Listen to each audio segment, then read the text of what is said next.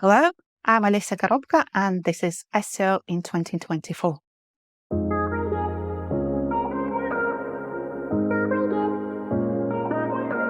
Olesia, what's your number one SEO tip for 2024?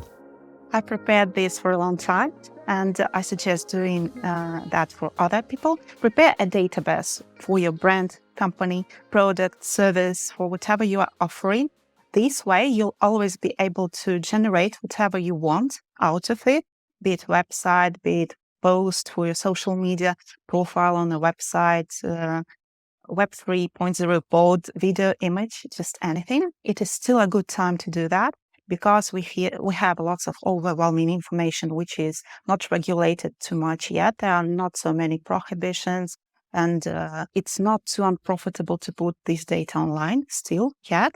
And you can always access the common crawl. You can always access lots of data sets out there. And this will also help you to understand your own marketing positioning, voice, and how to serve your customers better. And of course, we as SEOs, we still look into search results and those guides anyway. But younger people, they no longer want to search through 10 blue links to find out that they need to reformulate the question. They want their answer straight away. They don't want this useless SEO crappy stuff. And now we have a real opportunity not only to understand them better, but also to serve them better in a way. By knowledge base and dictionary, by the dictionary, I mean that those are keywords from your industry or niche terms, synonyms, their variations, and the knowledge base consists of your company knowledge in your industry or in your area. It is highly helpful if you have the ability to search the most common questions that customers ask into FAQs. For instance, in one of the companies where I work, we have sales and customer support channel where this data is published in a special format and template. And the templates are also hugely important when you collect your data set. Because when you have very definite template for anything you do, it's much easier to work with this information, extract meaningful data, train and fine-tune the existing models on these data, and to use this accordingly. And also your knowledge base might be handy for many needs, of course, including SEO. But if you organize it in JSON files, for example, if the information load is not too big, it might be easier for you to use. For my needs, I use such fields as title, text, image, if any, video, and of course, metadata. Also, I keep databases for brand information. Those include values, voice, tone, brand guidelines, because when you generate your posts or your data, you want these to be within your brand. Everything about your services and products, that's kind of, many are making this already, but still, customer personas, the experts, testimonials, and of course your analytics, what performs better, or what posts your companies prefer, what they like, what they don't, and the easy way. So many people ask, so how do we do that? How do we approach that? So you can do that with Python or with any other tool, and it does pretty much the same. If you have watched Google Cloud Next, I don't know, it was like a few days ago, and they also were showing how you can do that with the data within Google Cloud. And it seems with a Duet AI, it would be very easy. You just chat with it, and you don't even need the coding sometimes to extract and to work with this information. Another question is often asked, how do you organize it? You organize it in hierarchy usually, and use, of course, tagging system so that the data is connected. You consistently format it, use templates for each data type, and maintain the clear naming conventions, and store all the supporting documentation so that you know, like LLMs, like large language models, they don't usually know where they have the information from. You should know where you have your information from, because it is important. So that you can link to it whenever you need. So is this database that you're recommending something that is accessible and intended for search engines as well as people within the organization, for example? Yes, of course. And we don't know how search engines will develop. We have lots of search engines. We have search engine in YouTube. We have search engine in TikTok. We have search engine in Google. And we now have this generated search within Google itself. And we want to be adaptable and to serve our clients everywhere, wherever they are. Maybe they won't access our website at all, but we need to supply them with the information about our products, services, and companies so that they could buy from us eventually wherever they are looking for us or for this information. Moreover, the clients, they are not looking for specifically us, yeah? They are looking to solve their pain, to solve their problem. And we need to integrate our brand information into the search in a way so that they come with their problems to us and we successfully help them to solve it. So does this mean that it would be located on your website so users and search engines can easily access the data and use that as a preferred searching method to find out what you do? I'd suggest not to keep it on your website because it should be a trading secret and you should not give access to anyone to your database, but you can use it to generate the data out of it in a way that you want. So that's why you have these brand blocks and you have these information blocks, and you find out from the sales team or from your customer team what questions people usually have about your products or services or in the area or in this industry that your product or services might help to solve. And you publish this information so that it's available to your users in the form they are trying to find it. So it's already customized for them, personalized, because if you remember, I suggested you have the personas also developed. So you can have information for every persona out there based on their interests, based on what they want and the problems they face. So there's a lot of information here that you're suggesting to incorporate as part of this database. Should an SEO lead this? Is this something that is an annual project for the marketing team? How does the information get collated? Depending on your resources and on whatever you are planning to do with that, most of the companies just don't have that much of good information in their blog posts. They have it rewritten from their competitors or from somewhere in the internet, so that it's unlikely that they need to collect this data at all.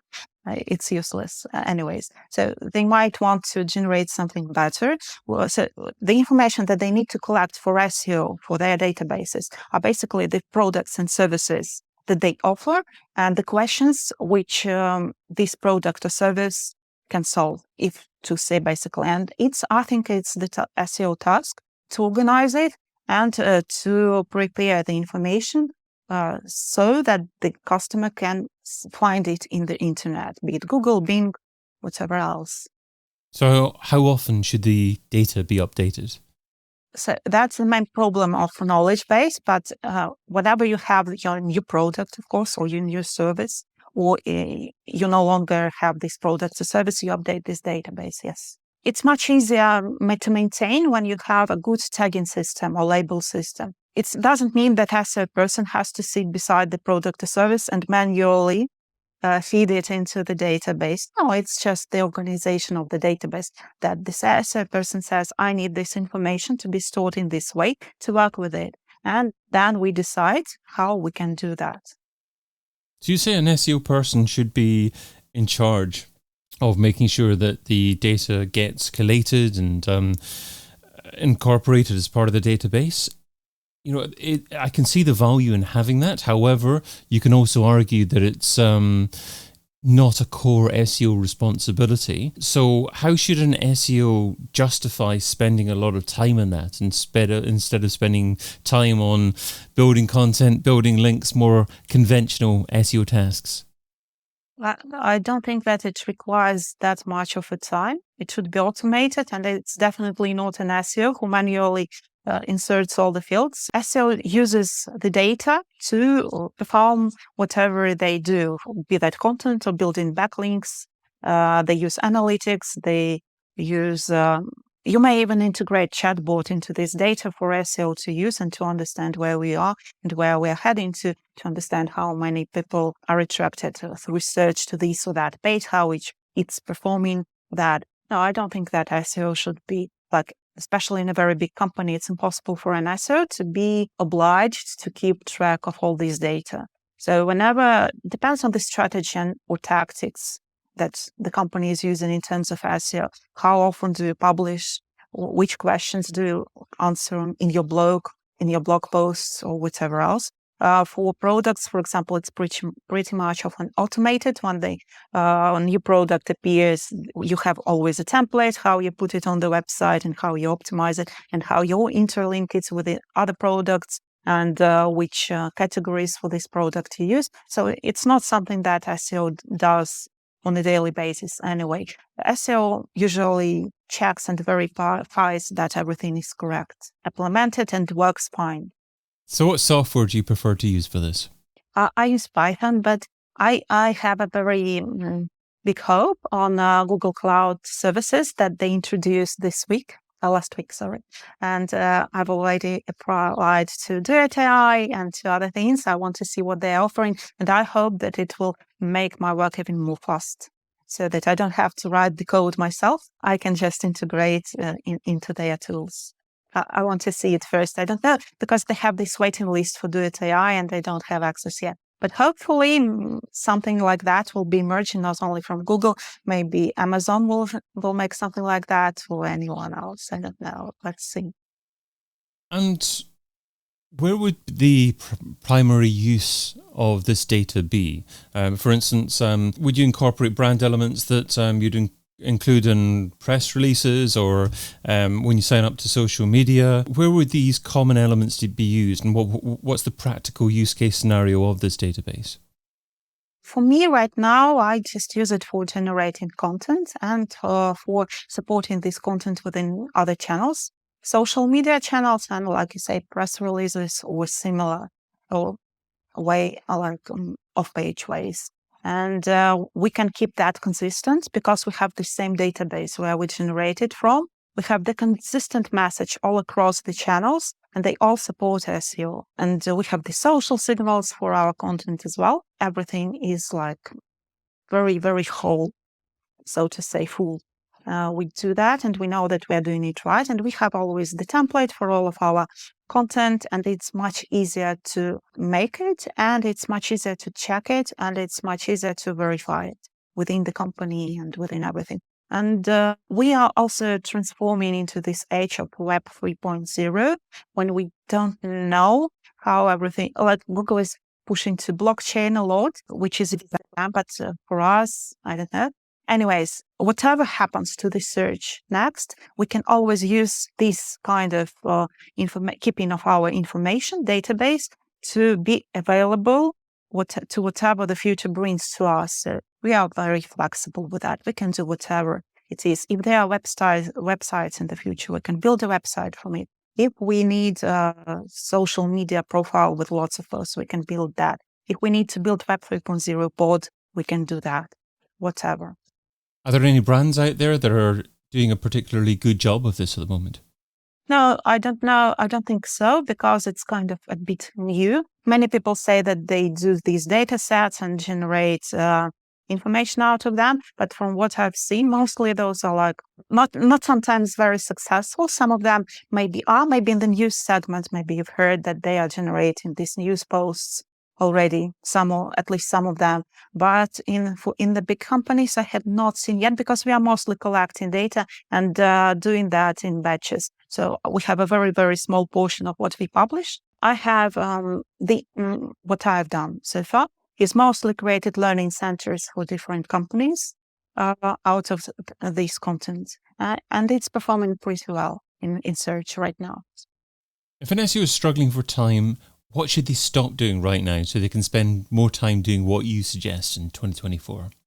I think that we have, like SEOs, we have so many overwhelming information. Just look at how many conferences we have and all these kind of people. They say, try this, try that. You cannot even have time to listen to everything. And then someone says, learn Python, learn Data Looker Studio, whatever else. Learn lots of things. You need, of course, to learn them. But when you try to grab each of them at a time, you end up doing nothing and not having enough return on your investment of your horses and your resources on that. So I suggest just stop running after every fad in SEO and stop trying to generate everything and about everything, and just concentrate on something little and just start doing what you do. I think that the AI, its emergence and its development will help us to fill in the fields the gaps where we don't have enough knowledge as SEOs. For example, maybe you won't need to learn Python because AI will be able to generate all the code for you and you'll be able to perform it and that's it and have the same result as those who have learned it. So think twice before investing your time into something. So time's becoming more valuable now. Absolutely. And you say that SEOs can't do everything. So how do you know the things to say no to? How do you know the things to do and the things not to do?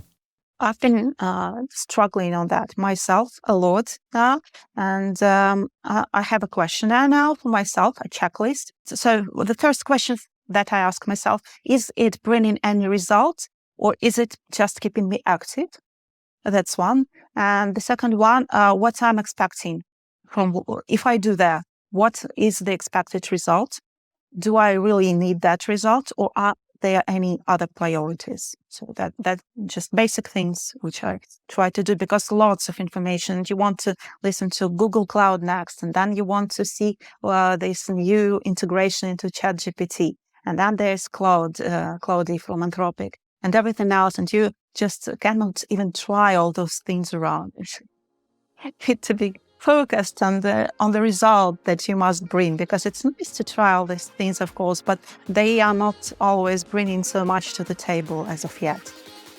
Olesia Korobka is an SEO entrepreneur at Fagella, and you can find her over at olesiakorobka.com. Olesia, thanks so much for being part of SEO in 2024. Thank you so much for inviting me. I've been your host, David Bain. Get your copy of SEO in 2024, the book, over at SEOin2024.com.